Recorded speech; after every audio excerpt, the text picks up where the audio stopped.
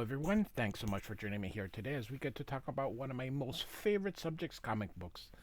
My name is Jose. I love comic books. I love talking about them. I love sharing them with you. Feel free to follow me on social media if you would like. Links are in the description below. I've also posted a link to the Marvel fan site that'll have plot synopsis and character bios for this issue.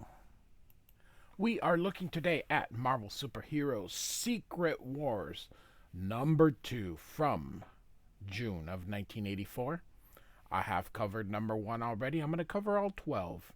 I've covered all 12 in, I believe, 2 videos, but I was really quick and I hardly covered anything. I was just kind of going through it, and that was one of my earlier videos, so I decided I'm just going to go issue by issue. Great cover by Mike Zeck. Unfortunately, Mike Zeck could not do all the issues, and Bob Layton does have to help him a little bit. So, we are continuing right where we left off. Prisoners of War. So, Reed Richards says, we're under attack. Wolverine's like, good. And Cyclops says, head up, this is it.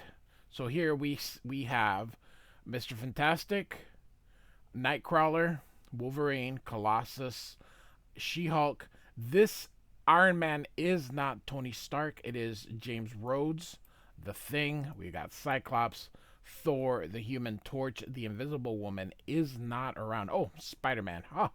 Almost missed him. And Captain America. There's a couple more. Oh, Captain Marvel. Monica Rambeau. She was Captain Marvel during this era. Here we have our credits. Jim Shooter, Mike Zeck, John Beaty. Beaty. I said it wrong. So, all right. So, the villains decided to attack the heroes because the villains want all those gifts and promises the Beyonder said he would give to the winners. So, you can see them going through. So, the villains that we have here are Kang, then the Wrecker, we have the Enchantress, we've got the Lizard, Dr. Octopus. This is the Wrecking Crew, or 2 of them. So we got the Wrecker and is it Thunderball? I think it's Thunderball. And then we got the Molecule Man. And then here are the other 2 members of the Wrecking Crew. Pile Driver maybe? I don't know. It's not important. So you see, take out a bunch of heroes here, and Captain America. This Hulk, by the way, has Banner's brains. Captain America says, Hulk, we need time to regroup. Buy us 2 seconds. Cap, amazing high energy electron beams. They hit like Thor's hammer. That's enough to batter any of us senseless, except me, of course. So Colossus got knocked out, but Loki the dragon is still going through, and Wolverine's like, Loki is still scrapping though. Get him, dragon. And so Captain America goes, luckily their attack is disjointed, undisciplined. That gives us a chance. Attack, take out the guns, orders Captain America. And here we see the heroes advance. And Thor's about to throw a really big rock at them when bam, they take it out. So Reed Richards grabs the rocks that were gonna hit the KO'd hero. So we got Hawkeye, Rogue, and Professor Xavier. And so this dude, so the Absorbing Man could really be one of the most powerful villains if Marvel so chose to write him that way, because his power is he can absorb anything he touches. Imagine this guy getting adamantium, or Thor's hammer, the Uru, or any number of things. Crusher Creel, I don't think his power has ever truly been limited. It's just limited by his own, I don't know, lack of desire. Maybe he only cares about petty things. So he's not your I want to conquer the world villain. He's your I want to rob a bank type villain. So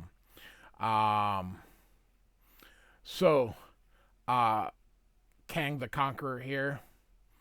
Who Kang, when written correctly, dude could be an amazing but he's most of the time not written that way. But watch our flank, absorbing man. Beware a counteroffensive. Victory is uncertain until they're all dead, especially without Doctor Doom on our side.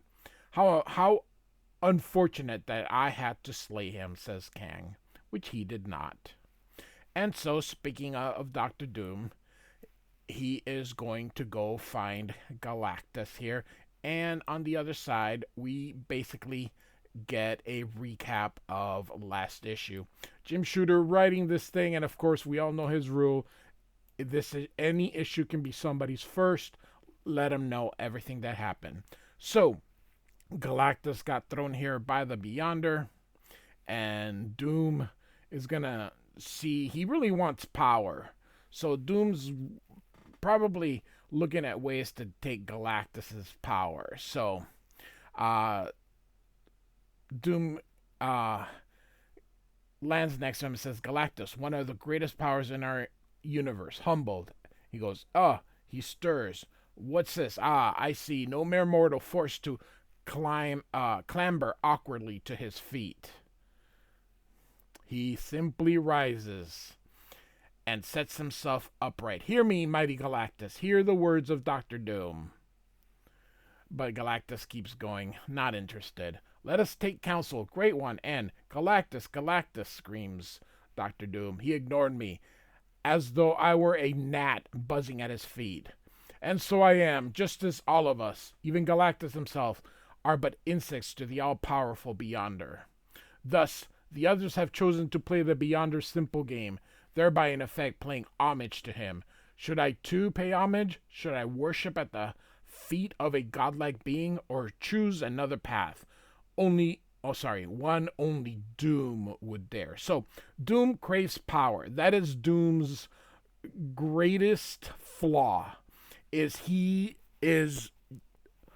Perhaps it's not a flaw, but it's most of the time the reason he can't go past it is because he wants power and power and power. So, here in this fortress, provided by the Beyonder to my villainous allies, there is much that may be useful to me. Doubtless it has not been left unguarded. You can see here these things kind of coming toward him. And Dr. Doom eliminates the two drones there. And he goes through eliminating everything. And he finds his way to Ultron. Ultron, of course, was taken out by Galactus in the previous issue. And so Doom says, Ultron, perhaps this invulnerable adamantium body may yet know life. He will be very useful when my associates return, if they return. So, Doom's plotting and scheming. So, again, our heroes are trying to do a counteroffensive. We got Thor here. Hulk and the Human Torch. Marvel Superheroes was a toy. It was to sell toys. I believe Mattel got the license, and so this story was designed to sell the friggin' toys. By the way, I had a couple of them. It's all right. It's 80s toys. So, Cyclops here takes out the vehicle, and She-Hulk takes the Enchantress, but the Enchantress is like, unhand me, and is quite powerful. Remember, she is a goddess, so not exactly a weakling here. And She-Hulk says, hey, you are strong. And the Enchantress says, I am an Asgardian goddess. I could crush you in my fist like the slug you are. But physical contact with creatures such as you disgust me. And why should an immortal mistress of sorcery sully her hands? So, She-Hulk, of course, is like, whatever, and punches her. So, Captain America gives last-minute instructions, but here you can see that our heroes are victorious, and you can see a couple of them are getting away. We got Octopus in there. Look at Cyclops. He looks really skinny here. Um, so we got Kang, Enchantress, and the Wrecking Crew here. So I would assume the Wrecker got away, Absorbing Man. So and Captain America orders Thor to do some reconnaissance. She says very well. By the way, this is during her Mohawk era. I am covering the X-Men. However, I am not quite to Mohawk Storm era yet, but I'll get there. Now, this part, Jim Shooter, I understand he knows a lot about comic books. He's a he's a decent writer. He's not a great writer or anything, but he's decent. I'm not gonna crap all over Jim Shooter or his. A lot of people crap on him, and the dude was someone that cared deeply. Um, and but one of the things that I don't like is this part here. Storm would not refer to her as a weather witch, not to herself. Other people would call her. So it says here, the air is thick on this world, yet easy to manipulate. If one is a mutant weather witch, that is. Um, I understand but he's the editor in chief. He reads everything that comes out. He knows. Again, I don't think she would refer her to herself that way. So others do, but definitely not her. So our heroes find one of the bases of operations that the Beyonder left for them. And of course, Iron Man here, and remember that is Jim Rhodes' Iron Man, is like, this place looks bigger than the Pentagon. And it's a good way to, because our heroes look so big and it's so far. So the idea is that this thing is so far away and it just meant to look gigantic. So bigger than 54 and a half Pentagons, I'd estimate, says the Hulk. And of course, even Thor's impressed, saying odds blood. So Jim Shooter also presents the Hulk quite arrogant here. Hulk says, it looks okay inside, but I suggest that I lead the way, just in case. I'm the strongest and least vulnerable. And Captain America says, Iron Man and Thor might argue that, but I won't. Go ahead, big guy. So, Nightcrawler says, what's wrong, Colossus? And Colossus says, I just realized I haven't seen Kitty's dragon since the battle. If something happened to him, Kitty will be brokenhearted when we return to Earth. And Wolverine, by the way, Wolverine still has his claws out. So, he says, what makes you think you're ever going to get back, kid? Forget the dragon. So, Mr.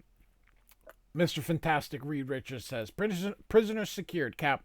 The prisoner detention system we found is very humane. Basically, a form of psychostasis. It works by controlling aggression through main wave modulation. Sorry it took me so long to operate it. And Captain America is like, I doubt any of the rest of us could have done it at all, Richards. And Spider-Man, hearing that, says, whoops, good thing the new improved Hulk with Dr. Banner's brain didn't hear that. He's so touchy lately. So, and I almost said Mr. Richards. Mr. Fantastic is like, I also found a healing device, a cell regenerator, in which I placed the Enchantress. She'd probably just wake up with a black eye, but you can't be too careful. That was an incredible blow she took to the head. So Captain America is just impressed with how smart and intelligent Reed is. So, and again, to tell you how big it is, Captain America says, get everyone together in the large dome we discovered on the 451st level. So that is, again, trying to show you how big and gigantic this place is. So, all right. And so we have our heroes together here. Again, this was all to sell toys. So all of these guys, I believe, had action figures. And Mike Zeck, I believe, was just, I don't know whether he was in a time crunch. I don't know why, but it's just not very detailed here. So Captain America goes and says, "We won the first skirmish, but not the war." And Wolverine's like, "So let's go out and win it already. Why are we sitting here?" So, um, this is more into younger Wolverine than perhaps older Wolverine. Wolverine at this time was not nearly as um like this. So he was a little bit more laid back. Claremont was already settled in, kind of deciding what to go with Wolverine. So Jim Shooter's writing him more of the early Wolverine.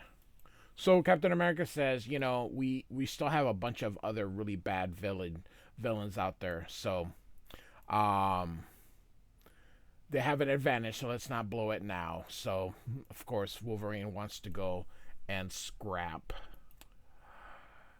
Captain America orders Human Torch and Iron Man and Thor to go on patrol, and the rest will take turns watching the villains.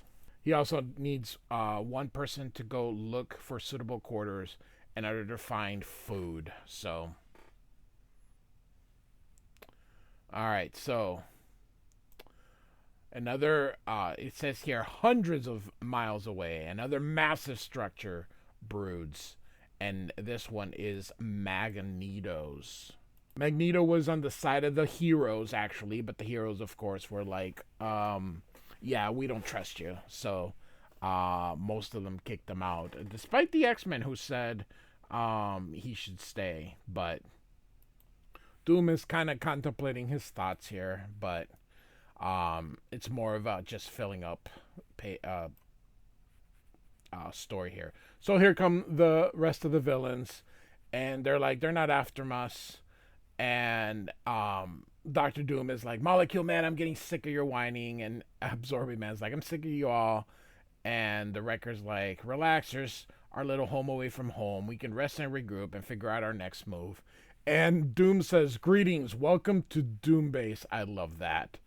And Dr. Octopus is like, I thought Kang destroyed you.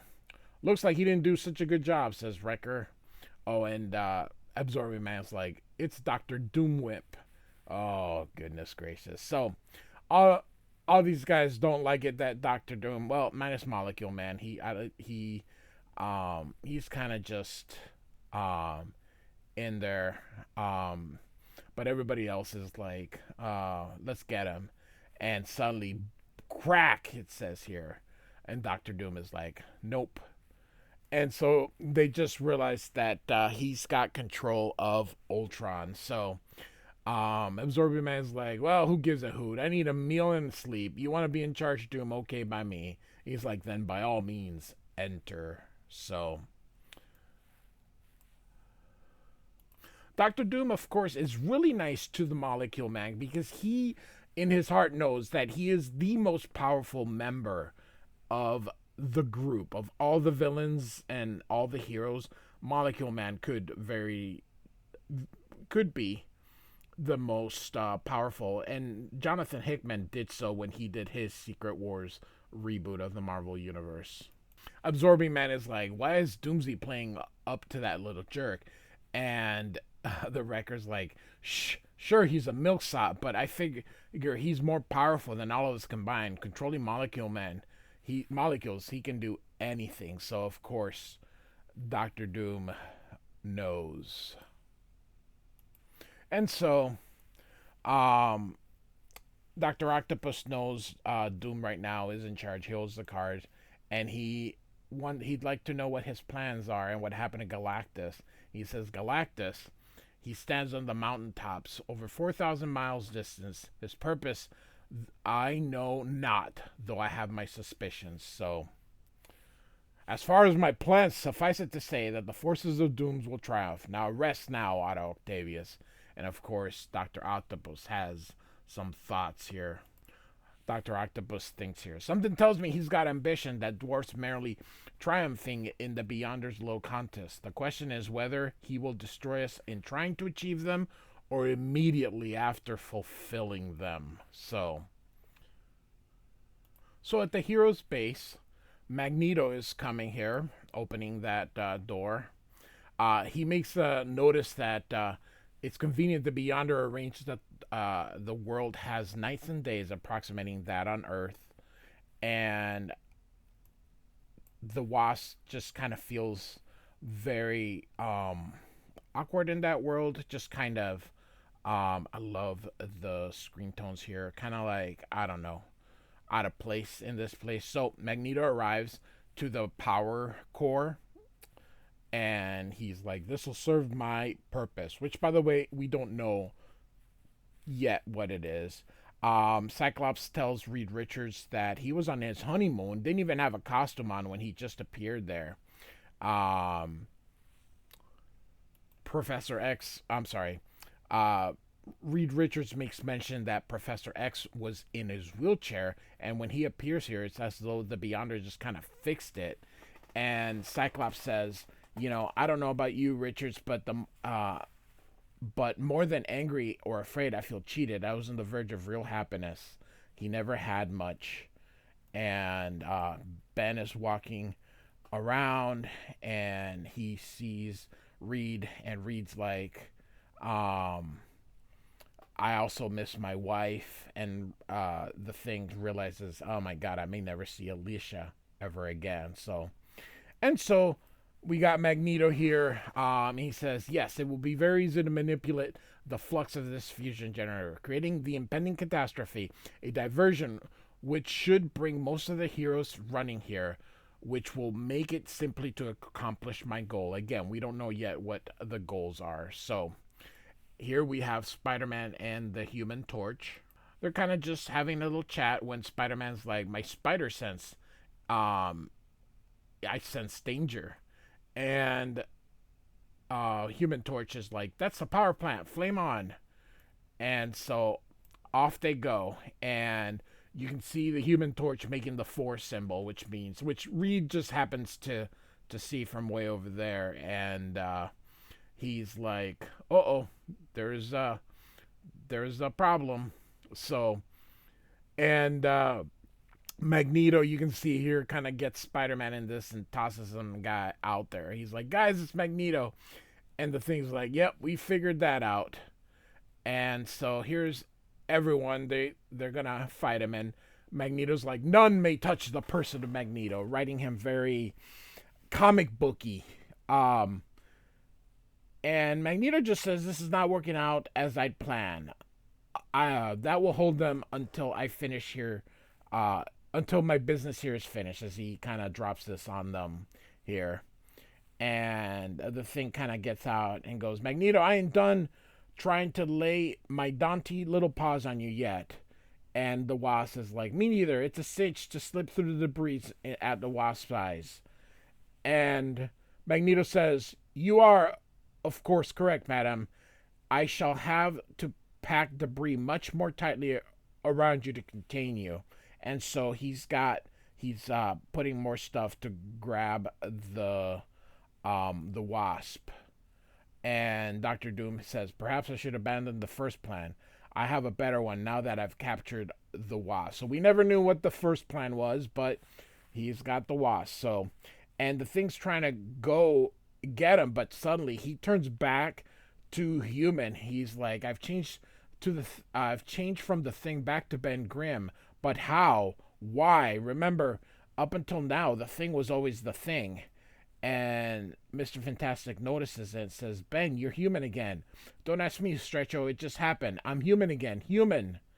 And so She-Hulk's like, oh, we showed up too late. And Magneto took the Wasp. And Captain Marvel says, I guess that's settled whose side he's on. I hope everyone noticed that none of the X-Men showed up to fight him. And Captain America's like, belay that, Captain Marvel. Let's keep our minds on solving problems, not creating more. And Hawkeye says, are we going after him or what? We've got other troubles too, Hawkeye. And so here we go. They're noticing Galactus now. Reed Richards says, from what Dr. Banner and I discovered using these sensor screens, we can't go after Magneto in full force now because we're going to have our hands full right here very soon. So, Galactus is up to something. So, next, The Crisis Within. So, Secret Wars number 2 from